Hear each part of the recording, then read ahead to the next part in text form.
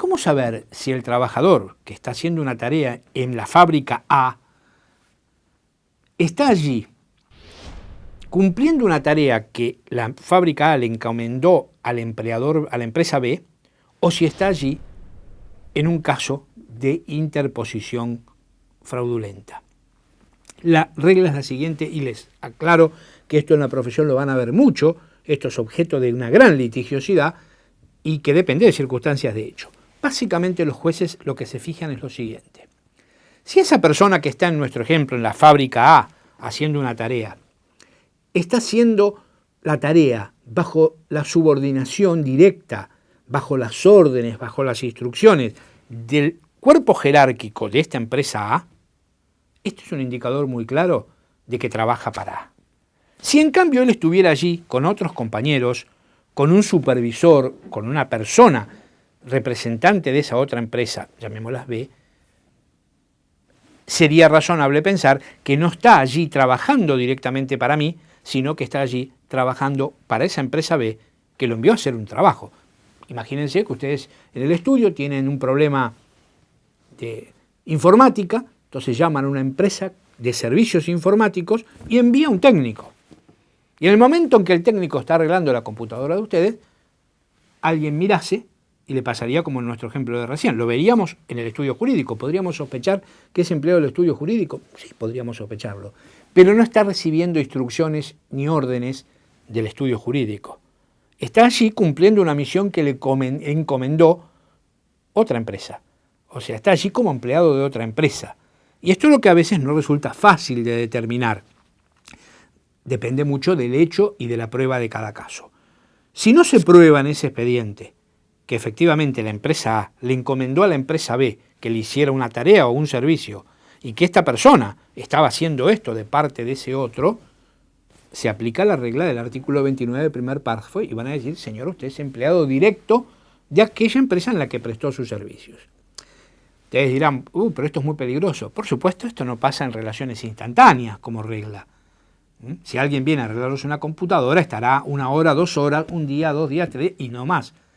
La cosa se complica si, por ejemplo, esa empresa de informática enviara un personal permanente a cumplir tareas dentro de mi empresa, que es el ejemplo de la vigilancia en un banco.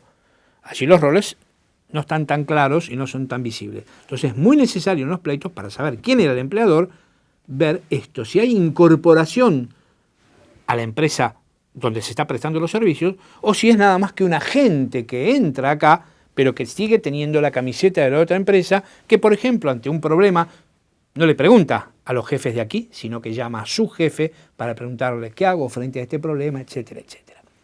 Les cuento esto, aunque lo vamos a ver en el artículo 30, para delimitar un poquito mejor este supuesto. La mayoría de los casos a los que se refiere el artículo 29 son fraudulentos.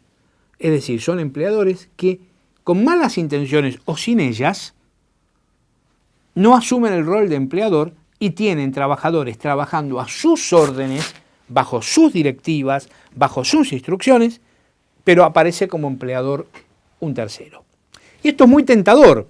Hay, de hecho, empresas que intermedian en esta materia, interponiéndose en el rol de empleador, interponiéndose entre el trabajador y el empleador que necesitaba su prestación, porque es redituable.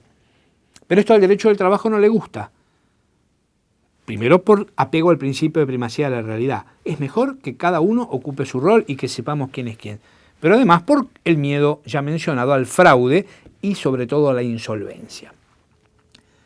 Por lo común, cuando un trabajador, esto lo dijimos en la primera clase, cuando un trabajador sale a buscar trabajo, sale a buscar salario en realidad, no está en condiciones de decir quién va a ser mi empleador formal o de quejarse porque la persona para la cual trabaja en forma directa no figura como empleador. Por lo general, tolera esta circunstancia porque lo que busca es empleo para ganar salario. Pero estos problemas aparecen más tarde y entonces resulta necesario a veces saber quién es quién.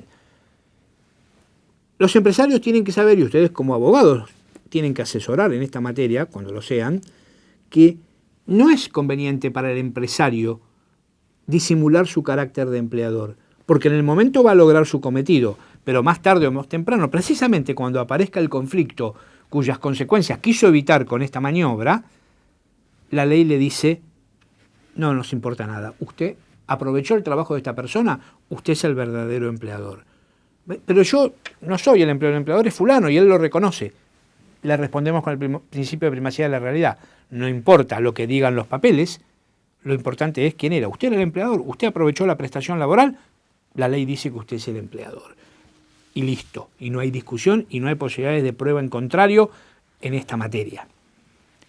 Bien, yo les dije recién que el empleador puede haber actuado de este modo con buenas intenciones o con malas intenciones, porque el fraude en materia laboral no requiere dolo. El fraude en materia laboral puede ser objetivo. O sea, el solo hecho de no cumplir las obligaciones que establece la ley constituye fraude. Y no hace falta probar el dolo del sujeto. Por ejemplo, tener un trabajador trabajando a mis órdenes y no reconocerlo como dependiente constituye fraude a la ley laboral y a las leyes de la seguridad social sin necesidad de probar que esto lo hice con mala intención. Las normas del derecho laboral y de la seguridad social son de orden público y deben cumplirse. No pueden ser dejadas sin efecto por la voluntad de las partes, de manera que el solo hecho de no reconocer los derechos laborales constituye fraude y lo llamamos fraude objetivo, para sencillamente dejar de lado toda necesidad de probar el dolo del empleador. Entonces, ese empleador que cree que como recurre a una empresa formalmente constituida, que a lo mejor hace publicidad pública, etcétera, no está cometiendo un fraude, ustedes van a tener que decirle que sí lo está haciendo y que lo más importante, la responsabilidad que estaba eludiendo la va a tener y más marcada porque además va a tener consecuencias muy gravosas, como vamos a ver en unos minutitos cuando veamos los efectos de esta regla. Entonces, repito, la regla de la ley es iure et de iure. Si alguien trabaja para usted, no importa quién aparezca como empleador, a usted lo vamos a considerar el verdadero empleador. Y esto lo aplican los jueces todos los días. Sin ninguna duda es una regla antifraude. O sea, es una regla que el legislador ha sentado en base a la experiencia y para evitarle al trabajador la dificultad de probar que quien aparece como su empleador en realidad no lo era, que no era el verdadero. La ley directamente le pide que pruebe que trabajó para esa persona y luego acepta que ese era su empleador. ¿Cuáles son los efectos de esto? Y hay muchos, pero por ejemplo, sin atenernos al problema de la solvencia que va a venir después, según quién es esa persona que aparece como empleador o que lo es de verdad, va a ser el convenio colectivo aplicable. Y esta es una de las razones por las que a veces algún empresario no quiere asumir el rol de empleador, por ejemplo, para no pagar los salarios de ese convenio colectivo que quizás son altos. Entonces, hace aparecer como empleador a un tercero, a otra empresa, totalmente ajena o a lo mejor vinculada al grupo económico o incluso creada como persona jurídica al efecto, que por su objeto societario y por no haber suscrito ese convenio colectivo, está ajena a él. Entonces le dice, contratá a los trabajadores, pagales el sueldo con un convenio colectivo distinto, obviamente más barato, y entonces baja su costo. Cuando la ley dice, usted es el verdadero empleador, lo que está diciendo es, consecuentemente el trabajador tiene derecho a la aplicación del convenio colectivo que a usted le correspondía. Lo mismo pasa en materia de representación sindical.